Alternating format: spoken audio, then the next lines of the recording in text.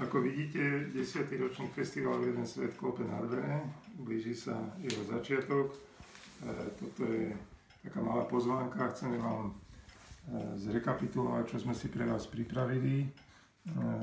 Začíname pondelok, budeme mať vzácneho hostia z Čech, novinárku českú Petru Procházkovú a nepríde sama, takže máme aj také malé prekvapenie.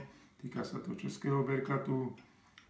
Budeme sa baviť s Petrou nielen o vojnových reportážach, ale aj o pomoci. Špeciálny host na 14. marca, diskusia s Jánom Benčíkom, dôchodcom aktivistom, ktorého si veľmi vážim a obdivujem za to, čo robí.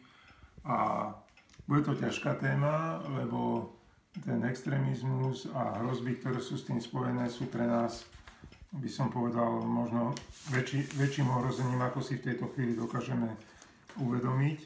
Takže kto má záujem, je vítaný. Streda. Edita Bednárová, ešte keď sme komunikovali v minulých rokoch, nikdy sa tam nepodarilo trafiť sa do termínu, alebo bola niekde vo svete. Je to rodáčka z nášho okresu, tu žije a som rád, že nakoniec nám práve ona porozpráva čerstvé informácie.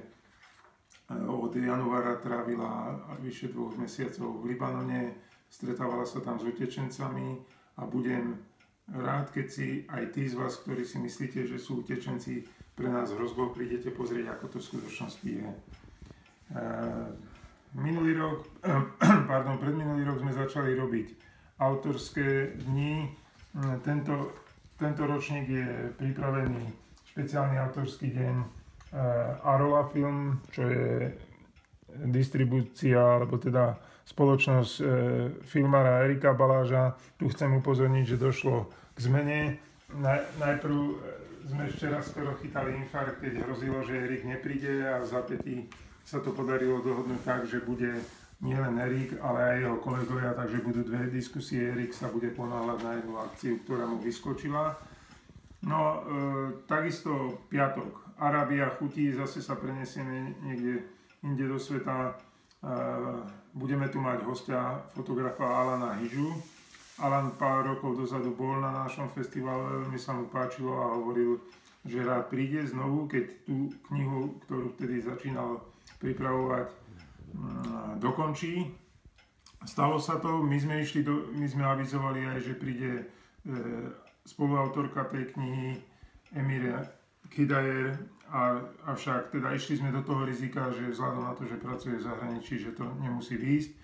Nevyšlo to, ale o to viac sa tešíme, že Alan príde a myslím si, že to bude výborné rozprávanie. A akýsi taký vrchol alebo vyvrcholenie festivalu je pripravené na sobotu. Rozprávanie Pavla Barabáša, rozprávanie filmára. Som rád, že prievický rodák prijal toto naše pozvanie a tešíme sa na jeho prezentáciu aj preto, že nielen prinesie ešte nezverejnené video ukážky, ale bude to diskusia aj o tom, akom stave je naša planéta, a nebude to len čiste cestovateľské.